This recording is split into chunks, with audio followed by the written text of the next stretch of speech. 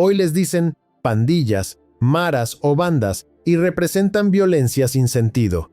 Pero hubo una época en México donde existían las palomillas, grupos de barrio que se reunían en la esquina, bajo el poste de luz, esperando el chiflido de la tarde que llamaba a todos a salir. Aterrorizaban a los vecinos con travesuras y pleitos a puño limpio, sin armas, sin drogas, sin muertos. Eran temidos pero también respetados. Defendían su territorio con códigos que hoy casi nadie recuerda. Lo que vas a escuchar te va a hacer entender por qué muchos viejos dicen que antes las cosas eran distintas, aunque la historia completa sea más complicada de lo que parece. La palabra palomilla viene de las palomas que se juntan en grupo, que van y vienen juntas, que se defienden entre ellas. Así eran los chavos de barrio en el México de los años 40, 50 y 60. No eran delincuentes organizados, ni criminales peligrosos. Eran grupos de amigos del mismo barrio que crecían juntos, jugaban juntos, se metían en problemas juntos y se defendían juntos contra cualquier amenaza externa. Cada barrio tenía su palomilla, con nombre propio, nombres que registró el sociólogo Francisco Gómez Jara en sus estudios sobre pandillerismo. Los charros negros y los gatos de la colonia Pensil, los feos de la Anáhuac, los chicos malos de Peralvillo, los caifanes de Tacuba, los roquets de la Industrial y Lindavista. Pertenecer a la palomilla era cuestión de honor, de lealtad, de hermandad. No te unías porque quisieras, sino porque habías nacido ahí, y esos eran tus carnales de toda la vida. Cada palomilla tenía su territorio claramente definido. Las fronteras eran invisibles, pero todos las conocían. Aquí terminaba la cuadra de los tigres y empezaba el dominio de los vampiros. Cruzar esa línea sin permiso era buscarse problemas. El territorio se defendía con orgullo porque representaba todo lo que eras: tu casa, tu familia, tus amigos, tu historia. Las esquinas principales eran los cuarteles generales donde la palomilla se reunía todas las tardes después del trabajo o la escuela. Ahí se planeaban las travesuras, se organizaban los bailes, se resolvían los conflictos internos. La tiendita de la esquina, el poste de luz, la banca del parque, cada elemento del barrio tenía un significado especial. Los grafitis no existían todavía, pero las paredes hablaban con pintas hechas con cal o brea que marcaban el territorio. Las palomillas de antes tenían reglas estrictas que en teoría nadie violaba. Jamás meterse con mujeres, niños o ancianos. El que tocara a una mujer quedaba fuera del grupo y marcado para siempre. Los pleitos eran a puño limpio, sin armas, sin ventajas. Pelear con cuchillo o cadena era de cobardes. Lo que pasaba en el barrio, se quedaba en el barrio. Nadie hablaba con la policía, así fuera víctima de un abuso real. Si un carnal estaba en problemas, todos estaban en problemas. La lealtad era absoluta e incuestionable. Había que respetar a los mayores del barrio, aunque no fueran de la palomilla. El señor de la tienda, el cura de la iglesia, las madres de todos los integrantes, tenían autoridad sobre cualquiera. Estos códigos no estaban escritos en ningún lado, pero se transmitían de generación en generación como ley sagrada. Cada palomilla tenía su rival natural, generalmente la del barrio de junto. Las rivalidades duraban décadas y nadie recordaba exactamente cómo habían empezado. Quizás por una novia disputada, por una ofensa antigua, por un pleito de los padres que los hijos heredaron. Estas rivalidades se manifestaban en enfrentamientos periódicos que tenían reglas no escritas. Se acordaba día, hora y lugar. Cada bando llevaba el mismo número de peleadores para que fuera parejo. Los espectadores de ambos lados observaban sin intervenir. El pleito terminaba cuando un bando se rendía o cuando llegaba la policía y todos corrían juntos. Al día siguiente, los rivales se cruzaban en la calle y se saludaban con respeto. No había rencores eternos, no había venganzas con armas, casi nunca había muertos. Era una guerra ritual que todos entendían y respetaban. Toda palomilla tenía su líder, un chavo que se había ganado el respeto de todos por su valentía, su astucia o su capacidad para resolver problemas. No era el más fuerte necesariamente, sino el más respetado. El líder no se autoproclamaba ni se imponía por la fuerza. Simplemente emergía de manera natural, porque los demás lo seguían sin que nadie lo ordenara. Era el que decidía cuándo pelear y cuándo negociar, el que mediaba entre los pleitos internos, el que representaba al barrio ante otras palomillas. También era el que cargaba con la mayor responsabilidad. Si algo salía mal, él respondía. Los líderes de palomilla a veces llegaban a acuerdos de paz con sus rivales, organizaban treguas para las fiestas patronales o negociaban el paso seguro para algún integrante que necesitaba cruzar territorio enemigo. Las palomillas eran temidas no por violentas, sino por traviesas. Se robaban la fruta de los árboles ajenos, desaparecían la ropa de los tendederos, ponían chinches en las sillas de la iglesia, aventaban cohetes en las ventanas de los vecinos gruñones, tocaban timbres y corrían, pintaban bigotes en los carteles de las películas, soltaban ratones en el mercado para ver correr a las marchantes. Cuando había fiesta en otro barrio, aparecían a reventar los globos y robarse los dulces. Eran el terror de los comerciantes que dejaban mercancía afuera y de los vecinos que se dormían con la puerta abierta. Pero había límites claros, nunca se robaba algo de valor real, nunca se lastimaba a nadie intencionalmente, nunca se metían con quien no se lo mereciera. Las travesuras eran para divertirse, no para hacer daño de verdad. Las palomillas eran principalmente de hombres, pero las mujeres tenían su papel importante. Cada palomilla tenía sus chavas, las novias oficiales de los integrantes y las hermanas, que también eran parte de la familia extendida. Las chavas del barrio eran intocables por definición. Cualquier extraño que se atreviera a faltarle al respeto a una de ellas se enfrentaba a la palomilla completa. Vale decirlo sin adornos. Esa protección también tenía su lado de propiedad. Las intocables del barrio no opinaban en las decisiones de la palomilla que las cuidaba.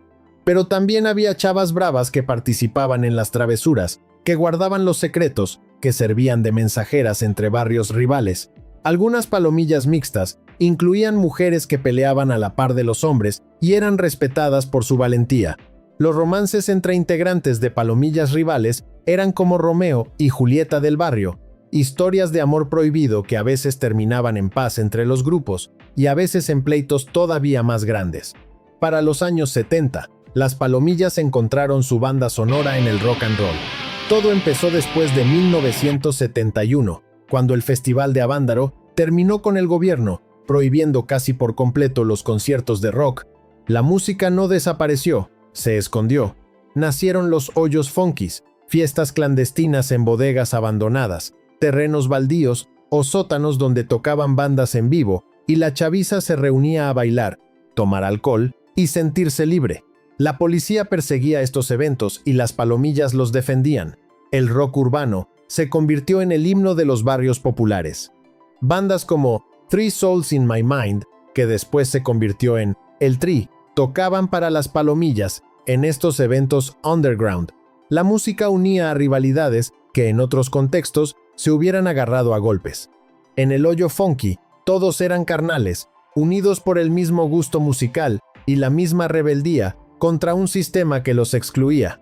Si había algo que unía a todas las palomillas sin importar sus rivalidades, era el odio compartido hacia la policía. Los granaderos de aquella época eran conocidos por su brutalidad, por las detenciones arbitrarias, por las golpizas sin motivo. Las palomillas aprendieron a identificar los carros de la policía, a crear redes de alerta para avisarse cuando venían las redadas, a esconderse en azoteas y sótanos conocidos solo por ellos. Ser detenido por la policía significaba golpiza segura, a veces tortura, extorsión y a veces desaparición temporal, hasta que la familia pagara la mordida. Los integrantes de palomillas tenían prohibido cooperar con la policía, aunque fueran víctimas de un delito real. La ley de la calle era más confiable que la ley oficial. Cuando los granaderos llegaban a hacer racia, rivales de toda la vida corrían juntos y se escondían juntos porque el enemigo común era más importante que cualquier pleito de barrio. Las palomillas tenían memoria generacional. Los veteranos eran los integrantes que ya habían pasado los 30 años, que habían formado familia, que trabajaban de manera formal, pero que nunca dejaban de pertenecer al barrio.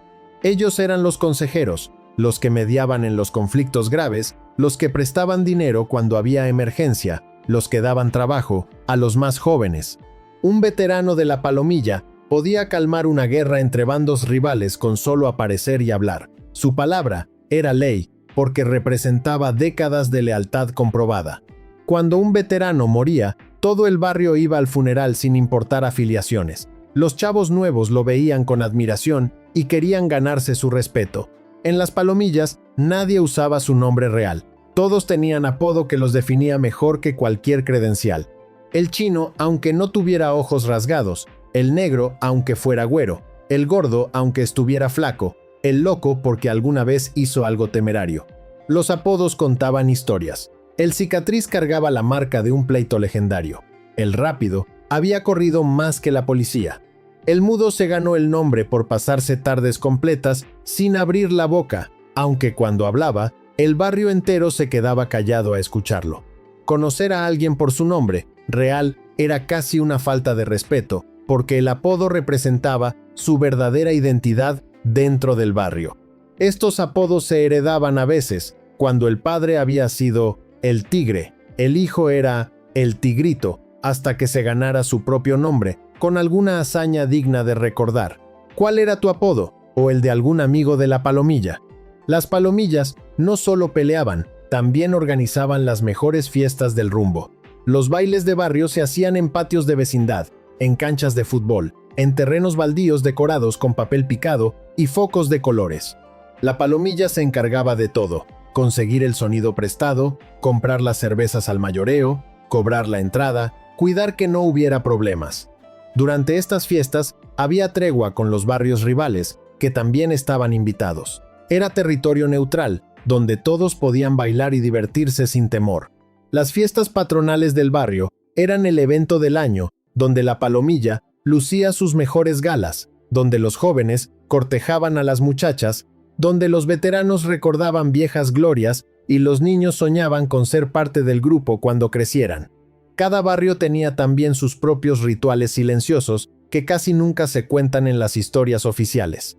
Un saludo de mano específico que cambiaba de una colonia a otra y que servía para identificar a un carnal en territorio ajeno sin decir una palabra. Un chiflido con un patrón particular, 2 notas cortas y una larga que anunciaba peligro o convocaba reunión según el ritmo. Los overoles de mezclilla, remendados con parches bordados por las madres, que a veces llevaban las iniciales de la Palomilla escondidas entre el diseño para que un extraño no supiera leerlas. Las fotografías de aquellos años, las pocas que sobreviven, muestran a grupos de jóvenes posando en la misma esquina donde hoy hay un negocio de celulares o un estacionamiento. Algunos historiadores orales han recolectado estos testimonios en archivos comunitarios de barrios como Tepito, La Doctores y La Guerrero, donde todavía viven señores que fueron palomillos y que guardan una caja de fotos amarillas como quien guarda una medalla. Ahí está la prueba de que esto no es leyenda inventada, es memoria de barrio, que se está muriendo con sus últimos testigos. La economía del barrio también moldeaba la vida de la Palomilla, aunque casi nunca se cuenta esa parte. Los padres trabajaban de albañiles, de obreros en fábricas textiles, de vendedores ambulantes que salían antes del amanecer con su carrito. Las madres cosían para talleres de maquila o vendían comida en la puerta de la casa, un plato de guisado por unos centavos que alcanzaba para completar el gasto de la semana. Las tandas eran la banca del barrio, un grupo de vecinas que juntaban dinero cada semana y se turnaban para recibir el total, sin papeles, sin intereses, solo con la palabra empeñada. Cuando alguien de la Palomilla se metía en un aprieto económico, el barrio entero se organizaba, una colecta improvisada, un préstamo sin firma, un plato extra en la mesa del vecino. Los domingos, después de misa, las familias sacaban sillas a la banqueta y ahí mismo se resolvían chismes, deudas y compromisos de boda. Los hijos de la Palomilla crecían viendo esa red de apoyo como algo tan normal como el aire, y por eso, cuando llegaban a la calle, replicaban el mismo instinto, cuidarse entre todos, porque nadie más iba a hacerlo.